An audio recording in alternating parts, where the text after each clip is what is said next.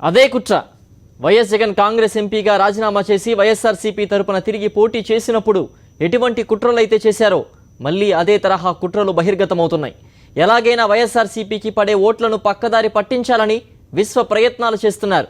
దీనికోసం అడ్డదారులు తొక్కేందుకు టీడీపీ నేతలు వెనుకాడడం లేదు. ఇదో ఎన్నికల స్ట్రాటజీ అంటూ ఇష్టారీతిన టీడీపీ కార్యకర్తలతో ప్రజాశాంతి పార్టీ తరపున నామినేషన్లను దాఖలు చేయిస్తున్నారు. పేరును పోలి ఉండడం, సీలింగ్ ఫ్యాన్ గుర్తును పోలిన హెలికాప్టర్ గుర్తు ప్రజాశాంతి పార్టీకి రావడంతో వైఎస్ఆర్సీపీ ఓట్లను పక్కదారి పట్టించేందుకు పెద్ద కుట్రకు తెరలేపారు.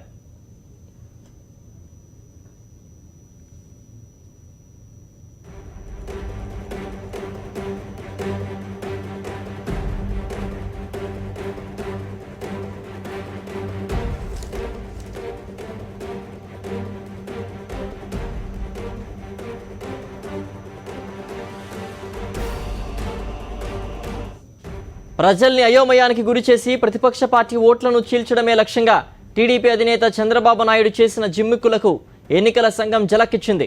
ప్రజాశాంతి పార్టీ అధ్యక్షుడు కేఏ పాల్తో కలిసి చంద్రబాబు పన్నిన కుట్ర బెడిసికొట్టింది. గుంటూరు జిల్లా పెదకూరపాడు నియోజకవర్గంలో వైఎస్ఆర్సీపీ అభ్యర్థి పేరు నంబూరు శంకరరావు కాగా ఓటర్లను అయోమయానికి గురిచేసే ఉద్దేశంతో ఇక్కడ ప్రజాశాంతి పార్టీ నంబూరి శంకరరావు అనే పేరు గల మరో వ్యక్తిని నిలబెట్టింది. దరఖాస్తును ప్రజాశాంతి పార్టీ అభ్యర్థి సరిగ్గా పూర్తి చేయకపోవడంతో నిబంధనల మేరకు తిరస్కరించారు.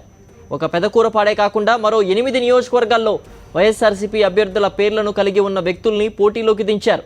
గతంలో వైఎస్ జగన్మోహన్ రెడ్డి రెండోసారి ఎంపీగా పోటీ చేసిన సమయంలోనూ జగన్మోహన్ రెడ్డి పేరున్న 6 వ్యక్తులతో నామినేషన్ వేయించి ఓటర్లను తికమక పెట్టేందుకు భారీ ఎత్తున పన్నాగం పన్నిన విషయం తెలిసిందే.